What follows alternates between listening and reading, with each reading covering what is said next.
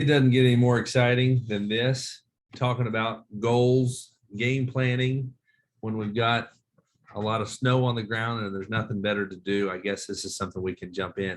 25 folks. Guys, it's going to be exciting. Jay Bird, here we go. Fun little poll. Want you guys to give as much feedback as you can. We're going to have a couple of times here. If you will feel free to participate as much as you can. It will just help us with a little bit of feedback. Jason, if you don't mind, tell us how they're going to share this. Is this where they put it in the chat or the comments or no? Yep, it's going to open up right now. Perfect.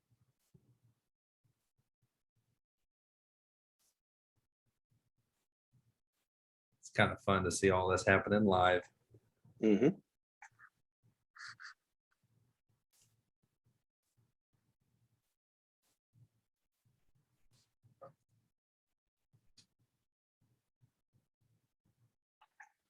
So 18 out of 26 have participated. If we can get the rest of everybody to jump in there, we'll get the ball rolling here.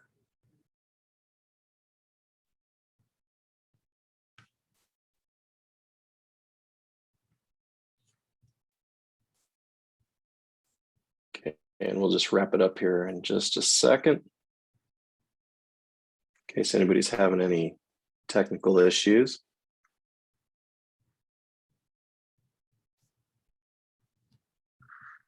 Okay, let's go ahead and cap it off.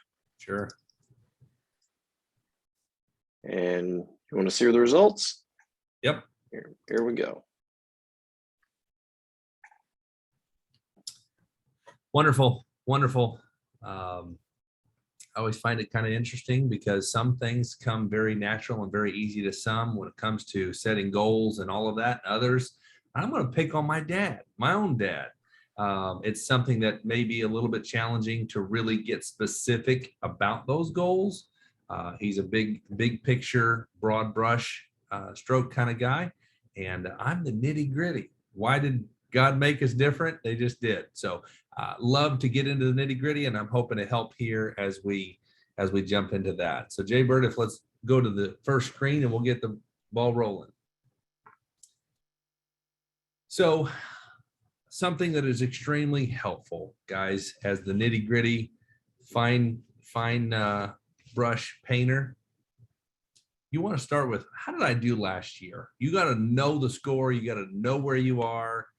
And then you want to be able to say, I either want to increase by 10%, or in my case, I do something a little bit different. I like to just set a number and try and reach that number. Our point system, and I think that this will be something that's just a little bit helpful to understand. We have a point system for different products, and it's related to dollars, commissions. So when we talk about $1.4 million in points, you know, hey, we all know we're not making $1.4 million. It's just production goal.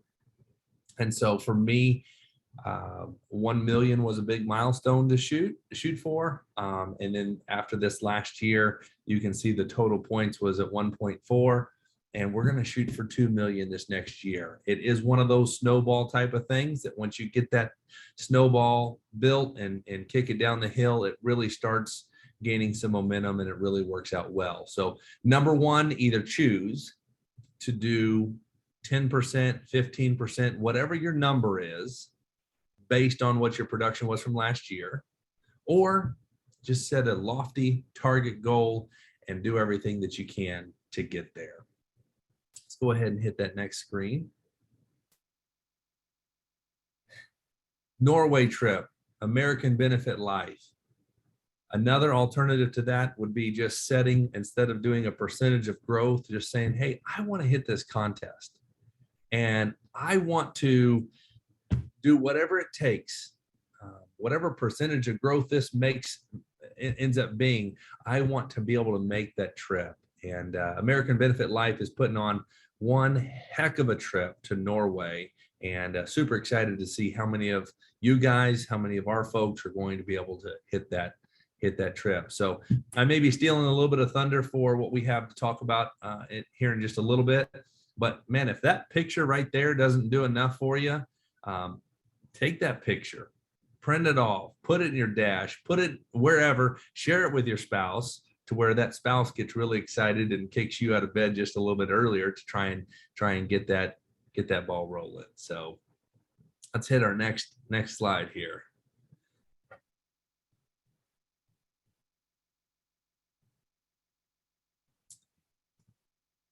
Jay, I don't think I can control the slides. If you want to hit the next slide. There we go. Something that is not associated indirectly, you're not saying it's a specific number. Client needs assessments. You guys have heard me preach and preach and preach the value of utilizing a client needs assessment because we do know that there is a direct correlation from CNAs to production. And so we are going to show an example of that, but each week, however many appointments that you have, that's how many CNAs you should have. And so if you're for every person, now I'll back up. If they're a person that you already have on the books and you already have a needs assessment and then they're just coming in to pick up a policy. All right, we're not going to have another CNA on them, but for any person that you don't have a CNA on, that's how many CNAs you should have. Probably the biggest part of this, thank you for that new client count, but on the check-in quarterly, I got to share a testimony for myself just really quick because here I am preaching client needs assessments.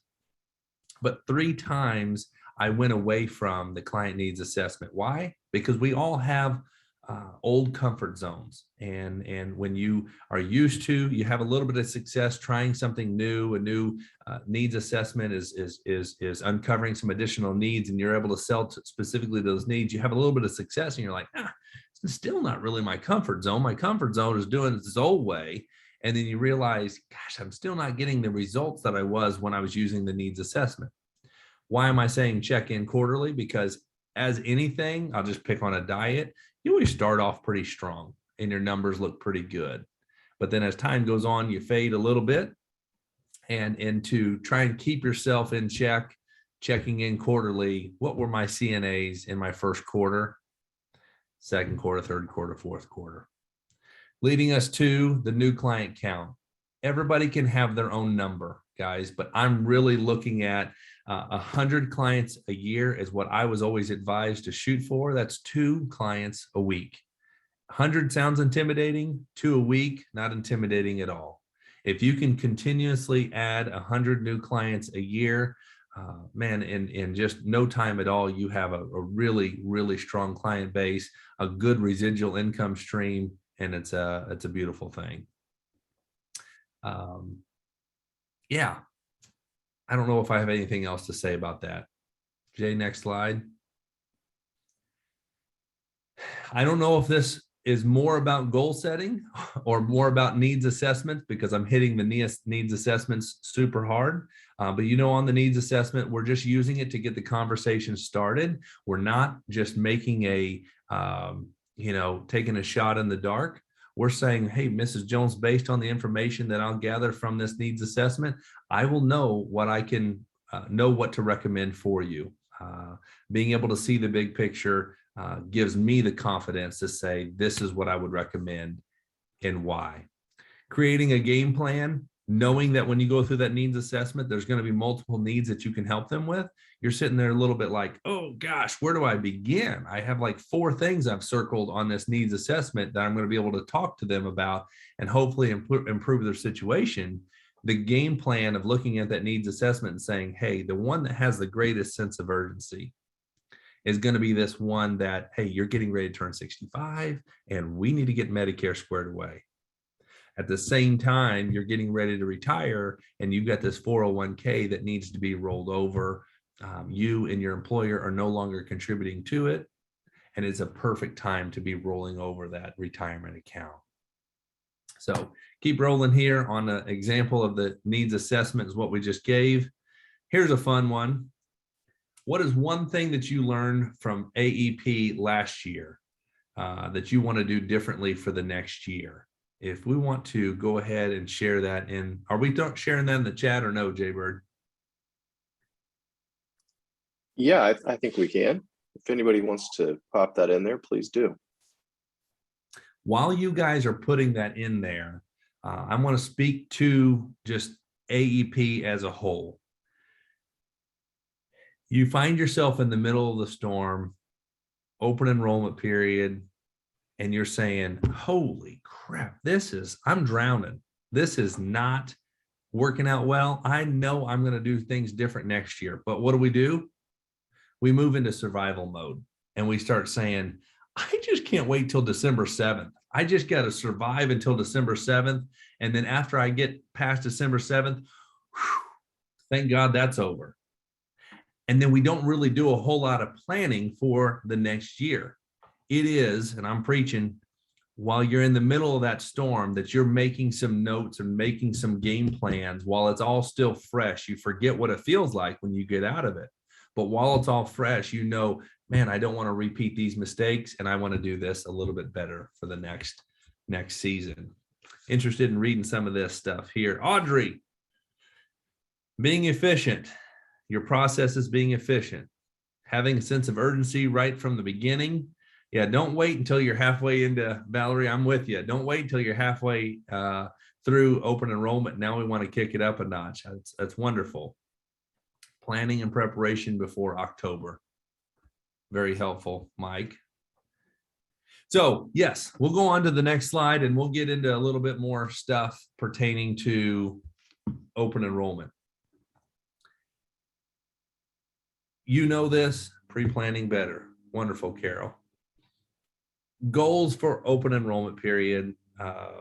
Goals prior to October 15th, December 7th. Yes, we're in survival mode. What do we really want to tackle during open enrollment period? I know for me personally, it became, and you guys are going to think I'm a squirrel and whatever, but it would get to the point where my wife bought a treadmill during open enrollment period because she knew I was stressed out. She's probably trying to get me to lose a little bit of weight too, but she knew I was stressed to the max and needed to do something over it because I was trying to update a needs assessment, update Medicare supplements, try and cross-sell, trying to do a drug plan. Meanwhile, the phone's ringing off the hook and you don't want to let anybody down. To where we really changed our game plan to where I know it's not set on this slide here, but we working renewals 12 months out of the year to where you are updating Medicare supplements prior to AEP. Those guys are all good. They're sitting where they need to be sitting. So we don't need to talk about your Medicare supplement during this stressful time, October 15th to December 7th. That's number one. Number two, all of your cross-selling attempts through a needs assessment don't have to be done during AEP. It always felt like this was the only time of the year clients really wanted to hear from me. So I've got to make the most of it, leading to a treadmill purchase, which hasn't been used since. But the point is doing the needs assessment, pre-planning. I'm seeing that's a common thing, doing the needs assessment ahead of time, trying to maximize that opportunity when you're in front of them to do your renewal appointment so that when you get to open enrollment period, depending on your game plan, if you're just wanting to focus on drug plans, fantastic. You're able to do that because of what you've been able to set some goals and make some game plans ahead of time. Setting goals during AEP can be, I want to fill out a needs assessment on everybody that I'm going to see because I'm going to be in front of a lot of people, and that would be a great time to just make sure that everybody has a needs assessment attached to their file. I'll say this, it's different for if you're new to the business versus if you've been in the business for a really long time and you know what category you're in. But I'll say one of the mistakes that I know that we've made is that another agent in our office and myself both got this brilliant idea. We were going to send out these postcards reminding everybody AEP's on the way. If you want us to run your drug plan comparison, here's the 5 things that we need you to send us. and we'll be happy to do so. Well, these people would send us back these cards with the things, their pharmacy, their drug plan, the drug list, da da da da. And we have it all. We'd run the comparison, call them and say, hey, we got a better plan for you. And they're like, you know what? I'm really happy. I just want to be left alone. Just leave me. And I'm like, hey, if you're happy, we're happy. But because they were just filling out a card that we had sent them, that if they were happy, we could have just left them alone. So meanwhile, we're flooded with request because of these postcards where I don't know about half, but a majority of those people really wanted to be taken, just left alone. So we created a much greater workload for ourselves than we needed to. If you're new to the business and you've got, I'm just say 100 clients or less, you're trying to embrace this time of the year. You want to make sure that they are going to you for their drug plans and seeking you for advice during open enrollment. So my recommendation for those, I can go with a postcard for 150 clients or less. I know I'm changing the number, but 100, 150 clients or less, go for that postcard. Would be a good thing to help get that. And Mrs. Jones, if you want us to run you a drug plan comparison, or I'm saying Mrs. Jones, but it's whomever, Mr. and Mrs. Client, we need to have your information by October 15th, November 1st, whatever that might be. Also reflect on what went well for the prior year. If your AEP this last year was wonderful, I'm going to pick on another gal in our office. I'll just say her name, Taylor. Taylor, what did you do last year that you want to do differently, or how would you like to rework your AEP? And she said, you know what, last year I feel like I kind of perfected a systematic approach, and I really don't think I'm going to change anything. Well, she's very organized, she's very prepared, and she kind of learned from past AEPs to where she knows what she wants to do year in and year out. Write those things down so that you don't forget them and overlook them.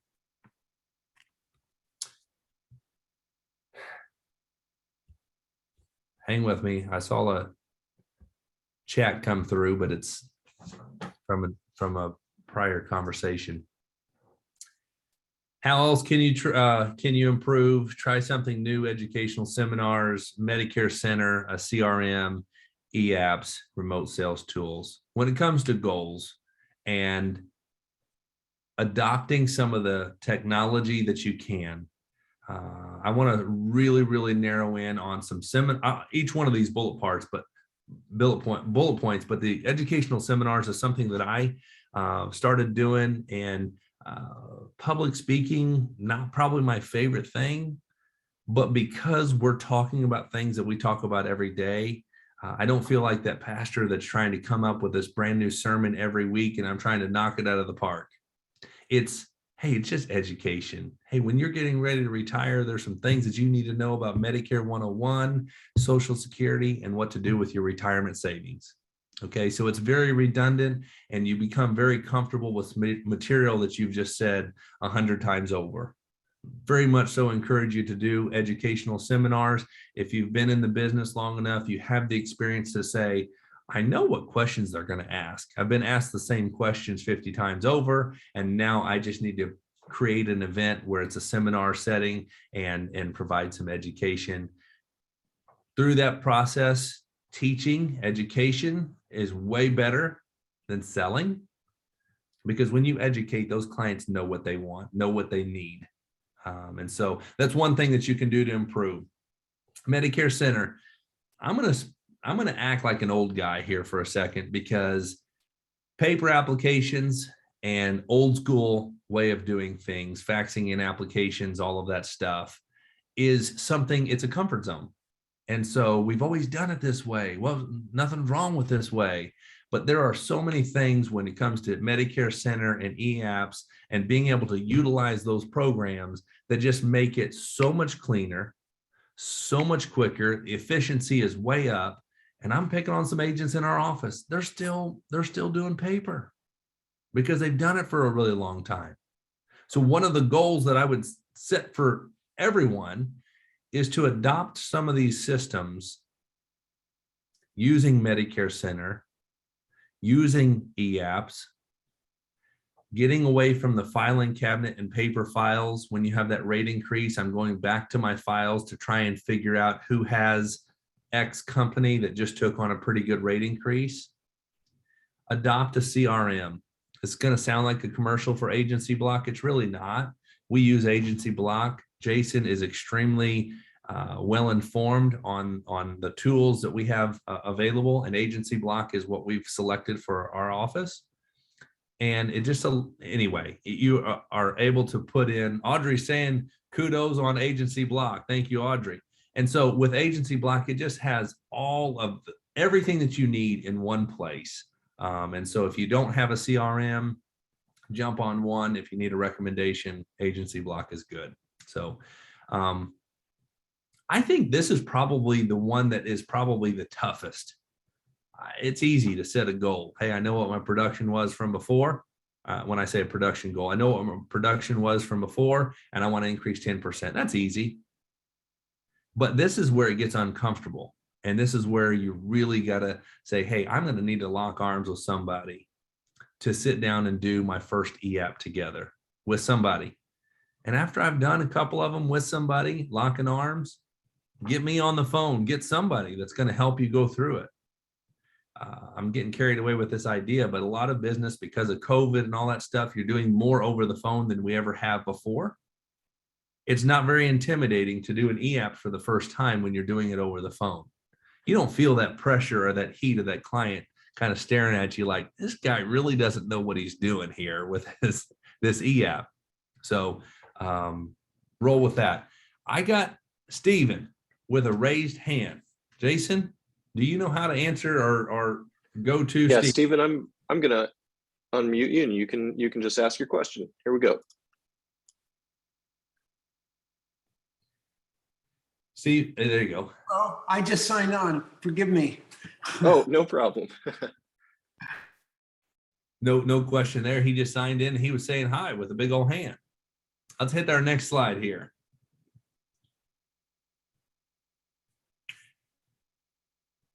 We all know this, but I think it's fun to kind of put a name behind it and look at some statistics. We're 42% more likely to achieve your goals if you write them down. And then if you also share with people on that sharing your goals, if you share with people, there's some accountability that goes with that. Okay. This isn't anything new. Why are we doing this? Start of a new year. We're in the dog days of winter. Kind of hard to get the ball rolling again. Things are pretty slow. The weather's crappy. It's just the perfect time of the year to be setting some goals and getting a game plan down. And so what are some of those things that are going to help you be successful at reaching those goals? Write it down, share it with somebody who's going to help you be accountable to it. Hate to beat a dead horse, but I want to go, we don't need to change the slide, but referencing the slide prior, it's having that accountability, knowing that you're getting into an uncomfortable situation of adopting some new systems that's going to help you overcome that. So accountability is a word that some people treat as like a cuss word. I don't want any accountability, but when you set these goals and you know you want to do better in certain areas, that accountability is a very, very good thing. Let me see. Looks like we've got a question here. Do you have any goals for yourself besides total points this year, for example? Yeah, hey, this is good. Anonymous attendee typed in a question that says, do you have any goals for yourself besides total points this year? For example, you want to do more life insurance production or something specific. So back to one of our first slides, it showed the production of Medicare supplement, cancer insurance, life insurance, yada, yada, yada. I think it is extremely helpful. Thank you for that question. I think it's extremely helpful to take inventory, look at the scoreboard and say, oh my goodness. And I'm going to kind of dog myself just a little bit. I'm pretty heavy in two categories. The rest of it, cancer insurance, life insurance, long-term care, I can do way better. Because we all find that comfort zone, we start to narrow in on certain areas that you really feel like is your bread and butter or your comfort zone. And we kind of leave out some of these other things. So I'll just say cancer insurance. If you're not completely comfortable with the presentation, you don't know why there's a need, it's just educating yourself or reaching out to us will help you with some training materials that are going to help you be aware. And I don't even know how to bring up that conversation. Here's a presentation of how you transition from your Medicare products, yada, yada, into, hey, Mrs. Jones, another need that we've uncovered from your needs assessment is the fact that you don't have a cancer plan. And let me explain to you why I would recommend that for you. American Cancer Society. Next thing you know, you're right into your presentation. Just sharing some statistics, and don't belittle. Man, this feels like a cancer commercial. Don't belittle the recommendation. You make a recommendation. Ms. Jones, there's 20 some drug plans to choose from. I recommend this plan for you for these reasons. And it is what it is. You don't back off of it. You're not fishing. You're not making a big old sales pitch. Ms. Jones, plans A through N, Medicare supplements. I recommend this company, Plan G. I also recommend you to have this. And again, we're talking about cancer in this situation, to have this insurance, and here's why. And when we are making those recommendations, because we know the statistics and the information, statistics are there to support why we recommend what we do, you will write a lot of it. So I think we had another couple chats come through, guys.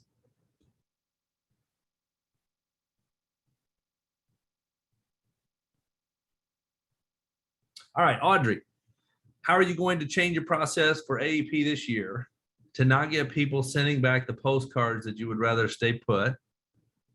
I'll just address that. Audrey, this last year, we did not send out postcards. When I say we, I'm referencing me and another agent that are kind of in a similar situation. We just didn't send out postcards. And so when we're doing our renewal appointments, we tell them, hey, October 15th to December 7th, everybody needs to check their drug plan. Here's how we do it.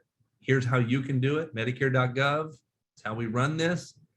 And I show all of them on a screen right here how to do that. So if they feel comfortable with the computer and they've seen how I do it one time through and they're comfortable, I don't need to be bugging those people or sending them a card, making them feel like I'm asking them to do something. And it just eliminated a lot of that baloney. That's one. Are you trying to switch to more electronic methods versus mail? Heck to the yes. We're trying to. There's still something effective, or else our clients or prospects would not be bombarded with mail. Mail still works, but yes, it saves a whole lot if you can go to the email and gathering an email address for everybody that you talk to, meaning you fill out a needs assessment, make sure that you're gathering their email.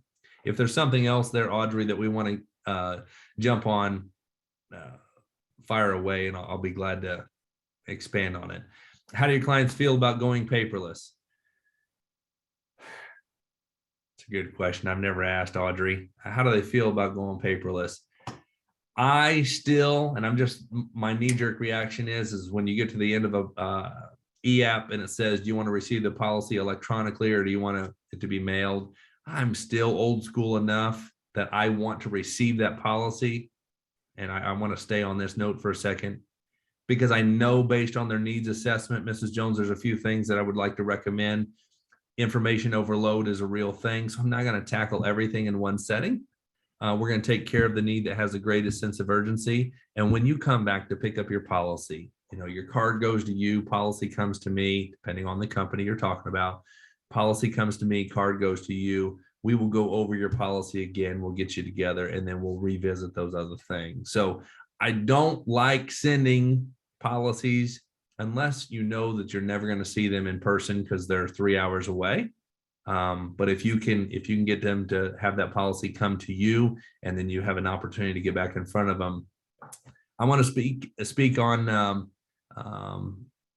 annuities, IRAs, 401k rollovers. I feel like it's always going to be after when you deliver that policy. So Medicare product is first, When you have them come back in or you go deliver that policy, whatever you're doing, you're getting back in front of them and you have prefaced it with, hey, when we get back together, if you can have your most recent statement on your 401k or your IRA or your Edward Jones account or Raymond James, whatever you have, that is like the most natural time, because you've already laid the foundation groundwork for, hey, we're going to be talking about this. Information overload's a real thing. Take care of the greatest sense of urgency. And when the policy comes in, that's when we're going to tackle these other things.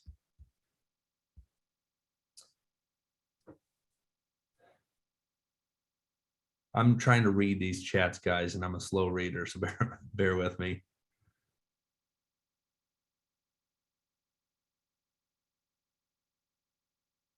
Okay, kind of more of a comment, which, oh, great, cool. Gosh, I don't know how, I kind of did a dry run on this and I left something out in this question. Melva is very helpful. How are you managing your clients? Do you have office admin, and how many? I want to speak to, yes, we have 2 helpers in the office, and they just help when we write a policy. They put it into Agency Block. They answer the phones. They do a lot. I do not want to belittle that, but what I do want to highlight is if you have a community college near you or any university near you, we have an internship program that is incredible. And this might be something that I can get carried away on this idea. I feel like if I have to be the one to communicate with the client at all times, and when I got comfortable allowing an intern whom we give a script to, which you guys have access to all of the scripts, we put it out there on New Horizons website. You can access all that stuff.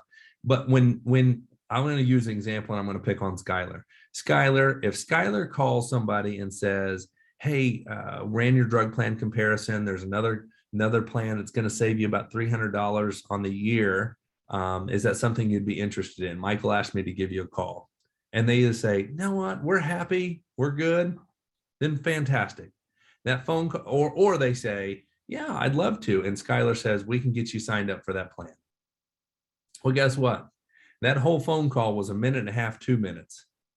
If I call, we're talking dogs, pets, grandkids, vacations, and I'm 35, 40 minutes into a call that could have been taken care of by somebody else. When we talk about efficiency, utilizing somebody else that's extremely efficient, that you don't have to worry about what they're going to say, because we have the scripts that you can use to allow somebody else to help service your clients. That's a huge one that I left out. How many do you need?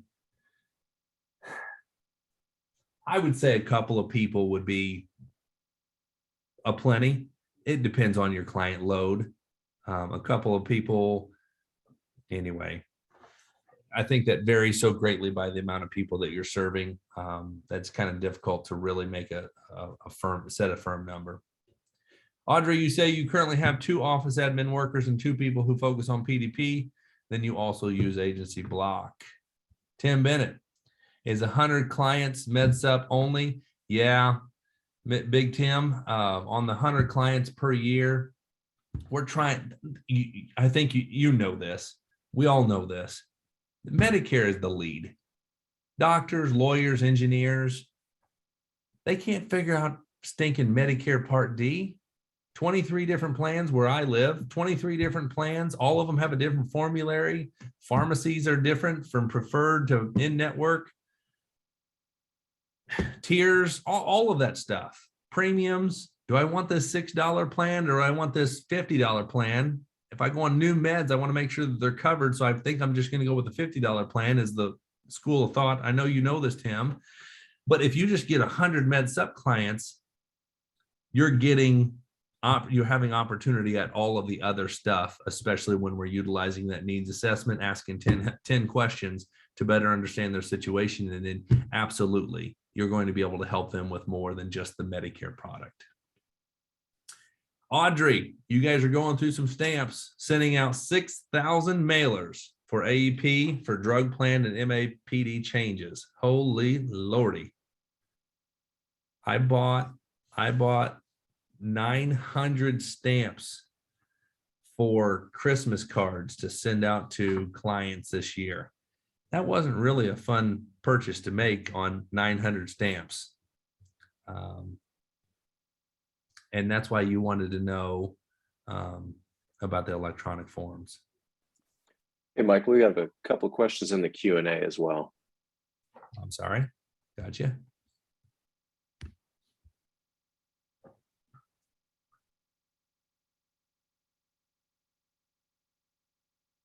Okay. Aren't you worried about Medicare customers enrolling in their own drug plan through Medicare accounts like Medicare.gov, I'm assuming, and losing all those drug premiums? I want to make sure I better understand the question. If I don't answer this right, Kathleen, hit me back again real quick. I'm going to read it one more time. Aren't you worried about Medicare customers enrolling in their own drug plan through their Medicare accounts and losing all those drug plans? So I'm thinking that you're talking about the comp that you get off of Medicare Part D, losing commissions. Okay, perfect. All of the comp. I'm not. And I want to explain myself. There is enough opportunity. Two notes I'm thinking of. There is enough opportunity in helping people when we utilize the needs assessment that if I get the drug plan, good. If I don't get the drug plan, fine. Okay. That's one thing. But out of 100 people, if I show them how to use Medicare's website, I'm going to just make this up. Over 90% of them are going to want me still to do it anyways. Over 95% of them are still going to want you and I to do it anyways, because, okay, I showed it to them. It looked easy when I did it, but they get on there and they try and figure it out and they can't figure it out. Okay. If you lose the drug plan, you become less valuable for their other coverage. I can understand the thought. I definitely can understand the thought. I've really, really wrestled with that. I have, Kathleen, been able to kind of live out bending over backwards and doing everything I could for a doggone drug plan, fearful that if I don't do the drug plan, another agent's going to slide in there. And I have done it several different ways. And if I'm educating them on how to do the Part D, you and I are still so valuable to them with all of the other stuff that we get to help them with. They're not leaving us if we are teaching them how to do Medicare Part D. You're still, I want to go back to the seminars, Kathleen. I do educational seminars. And with these educational seminars, I don't write down their name. I don't write down their phone number. I don't schedule an appointment. I am sharing as much information that you and I both know the same stuff about the value of Medicare.gov and how you can run the drug plan comparison and organize plans in order according to cost. You know how to do that. Ms. Jones, there's plans A through N, I'm talking like I'm talking to a client, but I'm in a seminar setting. There's plans A through N, cut to the chase. Plan G is going to be your way to go, and here's why. Anyway, I'm giving out all of this information, and yeah, they're so well informed, they could go out and do it on their own, but they would rather not. They would rather not, because you get to establish credibility with how much you know, and you can make it easy for them. So you can give them all the answers and they're still going to go through you. They're not going to say, wow, Kathleen knows all of her stuff. She taught me how to do this. Now I don't need her anymore. I understand the thought, but it's not realistic. So wonderful. Somebody got on late. Will the recording be sent to you? No, I don't know. I have nothing to do with that. I hope so. Yes, it will. Fantastic. For $1. For $1. Audrey, raise your hand. Audrey, do you want to be unmuted? I can't do it, but Jason can. Go right ahead. Can you hear me? Loud and clear. Okay, so yeah, we have definitely, as an agency, dug ourselves in a hole whenever it has come to bending over backwards for our drug plan clients, as you can see. So don't do that to yourself. Don't get in the habit. Start educating them early so that you're not sitting there. If they're in a med sup and eventually you're not going to make any money on that med sup if they're stuck and they don't want to go to Medicare Advantage, the way our agency is at least set up. So we are servicing those drug plans for people that we are no longer making money on, because we've dug ourselves in a hole. And it's not that we don't want to help people, but they need to get to a point where they know how to do it themselves, because we lose more money as far as staffing goes than what we make during annual enrollment. Yeah. That's a very good point, Audrey. Very good. Yeah, that's just what I wanted to say. So we're trying to do switch everything to the electronic, forms to see what we can do as far as educating and cutting back on that, because we just put so much labor into just drug plan only during annual enrollment. We just lose money. Yeah. We have a anonymous attendee. Audrey, thank you for that. I'm just ADD, and another question popped up. Is your goal always related to production instead of commission/income? You guys may think I'm crazy, a squirrel, and all the above. I don't watch the income, the commissions. I know that it will be there. The systems that we've put in place, the way that we approach things, using a needs assessment, following an 8-step selling process, all of those things, that there is a systematic approach that we've been able to develop. I want to give a little credit to Jaybird here, Jason Ferguson. He first talked to me about this years ago about developing a system. And I'm like, what do you mean a system? When you go to McDonald's and open a franchise, it's always the same at every, okay, fine. Well, all I ever knew is you just rode along with another agent. You learned from another agent, and then you just went out and you kind of learned trial by fire. Fine. After Jason helped us implement some systems and just have a systematic approach that every time you sit down with somebody, you're not pitching anything until you go through this questionnaire. In order to better understand your situation, we're going to go through this needs assessment. And based on the information that we gather here, I will know what to recommend for you, and we'll go from there. It takes the selling out of it completely. That if I just do a good job, a thorough job of understanding and uncovering all of your needs, I get to sell directly to those needs, and it doesn't feel like a sales pitch. Mrs. Jones, here's what you need and why. Here's what you need and why. I would recommend this, and this is why. And then the commissions are going to be there. Yeah, Kathleen, I'm getting an amen from Kathleen. She agrees. Nobody should keep score on commissions. Yes, we do it. We don't do it for our health. We do it to make money. But after being in it long enough and seeing how it works, hey, just keep your head down, do your job, uncover as many needs, educate as much as you can, and that sale will happen without ever feeling like a sale, and those doggone commissions will be there. A no sale can, hey, Kathleen, I wish I could give you a high five, mostly because there are so many times I'll do a needs assessment and a person sitting across the desk from me is expecting me to kind of find this angle of how to sell them something. And they're coming in saying, hey, I'm planning on working past 65. I'm still eligible for my employer coverage. And expecting me to say, yeah, your employer coverage is no good. You need to be signing up for Medicare. And it is just like you're saying, Kathleen, there's times when I'm saying, hey, Ms. Jones, you're on an awesome plan. You're not paying much of anything, and you have nothing on the horizon. I would recommend you to stay with that employer plan. And they're sitting there looking at you like, what?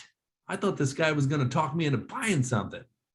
And so you don't purchase anything, and it's at that time, and then you're saying, hey, when you're ready to retire, 60 days before that time, get in touch with me, and I'll help you get your ducks in a row. We'll communicate to Social Security, get you squared away with what you need.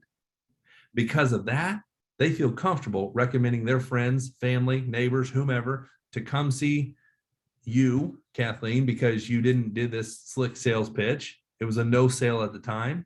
But when they come back in and you say, Mrs. Jones, so glad you didn't forget me. We're going to make this process easy. Here's what we're going to do and when and why. And then also, you are no longer contributing to, your employer is no longer contributing to this 401k. It is the most ideal time to make this rollover. And at that time, you're saying, they're just sitting there saying, okay, you didn't lead me astray from before. You're not going to lead me astray now. And your opportunity, your credibility is sky high. Your opportunity for other things is much greater. And anyway, can you tell I get a little passionate talking about it? Jay, am I missing anything else in chats and comments and all that stuff? There are a couple of comments in the chat. No questions that I can see. Okay. Got it. We've gone through the slides. We're 15 minutes past what we were scheduled to do. I appreciate you guys being patient and hanging with me. If we have any questions, will this recording be sent? Jason says yes. Jorn, what's up, Jorn? Didn't know you were on here. Thank you guys for joining. If you need anything, reach out anytime. I'm going to brag on our team just really quick.